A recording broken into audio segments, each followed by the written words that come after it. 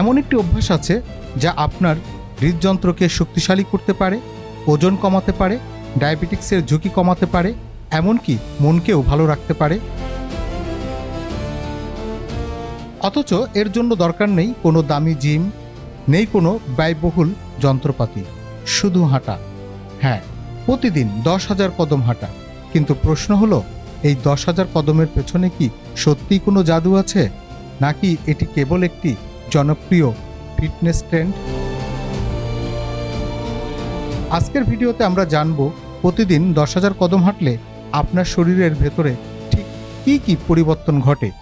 আর ভিডিওর শেষের দিকে জানব এমন একটি তথ্য যা শুনলে আপনি হয়তো আজ থেকেই হাঁটা শুরু করে দেবেন। প্রথমে একটি দৃশ্য কল্পনা করুন। সকালবেলা ঘুম থেকে উঠে আপনি আয়নার সামনে দাঁড়ালেন। শরীর কিছুটা ভারী লাগছে, সিঁড়ি ভাঙতে হাঁপিয়ে যাচ্ছেন, কাজের চাপ বাড়ছে, রাতেও ঘুমও ঠিক মতো হচ্ছে না। এখন কল্পনা করুন আপনি টানা 3 মাস প্রতিদিন 10,000 কদম বা 7 থেকে 8 কিলোমিটার প্রায় 1.5 থেকে 2.25 ঘন্টায় হাঁটলেন। 3 মাস পরে কি ঘটতে পারে? প্রথম পরিবর্তনটি দেখা যাবে আপনার হৃদযন্ত্রে। হাঁটার সময় আপনার হৃৎপিণ্ড দ্রুত রক্ত পাম্প করতে শুরু করে। শরীরের প্রতিটি কোষে অক্সিজেন পৌঁছায় আরও দ্রুত। ধীরে ধীরে রক্তনালী নমনীয় হয়, রক্তচাপ নিয়ন্ত্রণে আসে এবং হৃদরোগের ঝুঁকি কমতে শুরু করে। চিকিৎসকেরা প্রায় বলেন, বসে থাকা হলো নতুন ধূমপান। অর্থাৎ দীর্ঘ সময় নিষ্ক্রিয় থাকা শরীরের জন্য ঠিক ততটাই ক্ষতিকর হতে পারে যতটা ক্ষতিকর ধূমপান। আর হাঁটা সেই ঝুঁকি কমানোর সবচেয়ে সহজ উপায়গুলোর একটি। এবার আসি ওজন প্রসঙ্গে। অনেকেই জিজ্ঞেস করেন, হাঁটলে কি সত্যি ওজন কমে? উত্তর হলো হ্যাঁ, তবে নিয়মিত হতে হবে। একজন মানুষ 10,000 কদম হাঁটলে গড়ে প্রায় 300 থেকে 500 ক্যালোরি পর্যন্ত খরচ করতে পারেন। শুনতে হয়তো খুব বেশি মনে হচ্ছে না, কিন্তু ভাবুন, প্রতিদিন যদি অতিরিক্ত 400 ক্যালোরি করে পড়ে, তাহলে এক মাসে প্রায় 12,000 ক্যালোরি। এই দীর্ঘমেয়াদে এই অভ্যাস আপনার শরীরের অতিরিক্ত চর্বি কমাতে বড় ভূমিকা রাখতে পারে। বিশেষ করে পেটের মেদ কমানোর ক্ষেত্রে হাঁটা বেশ কার্যকর, কারণ হাঁটা শরীরকে ধীরে ধীরে ফ্যাটকে জ্বালানি হিসেবে ব্যবহার করতে শেখায়। কিন্তু সবচেয়ে অবাক করা বিষয় হলো, হাঁটা শুধু শরীর নয়, মস্তিষ্ককেও বদলে দেয়। অনেক সময় কি এমন মনে হয় কোনো কারণ ছাড়াই মন খারাপ লাগে? কাজের চাপ, সংসারের চাপ, ভবিষ্যতের চিন্তা, সব মিলিয়ে মাথা ভারী হয়ে যায়। এমন অবস্থায় মাত্র 20 থেকে 30 মিনিট হাঁটুন। হাঁটার সময় শরীরে এন্ডোরফিন নামের এক ধরনের রাসায়নিক নিঃসৃত হয়। এটিকে বলা হয় হ্যাপি হরমোন। এটি মানসিক চাপ কমায়, উদ্বেগ হ্রাস করে এবং মনের ভেতর এক ধরনের প্রশান্তি তৈরি করে। এ কারণেই অনেক মনোবিজ্ঞানী হাঁটাকে প্রাকৃতিক অ্যান্টিডিপ্রেসেন্ট বলে থাকেন। এবার আসি এমন একটি রোগের কথায় যা বর্তমানে বাংলাদেশ সহ পুরো বিশ্বে নীরব মহামারীর মতো ছড়িয়ে পড়েছে, ডায়াবেটিস। প্রতিদিন হাঁটার ফলে শরীর ইনসুলিন আরও কার্যকরভাবে ব্যবহার করতে পারে, ফলে রক্তে শর্করার মাত্রা নিয়ন্ত্রণে থাকে। বিশেষজ্ঞদের মতে খাবারের পর মাত্র 15 মিনিট হাঁটাও রক্তে গ্লুকোজ নিয়ন্ত্রণে সাহায্য করতে পারে।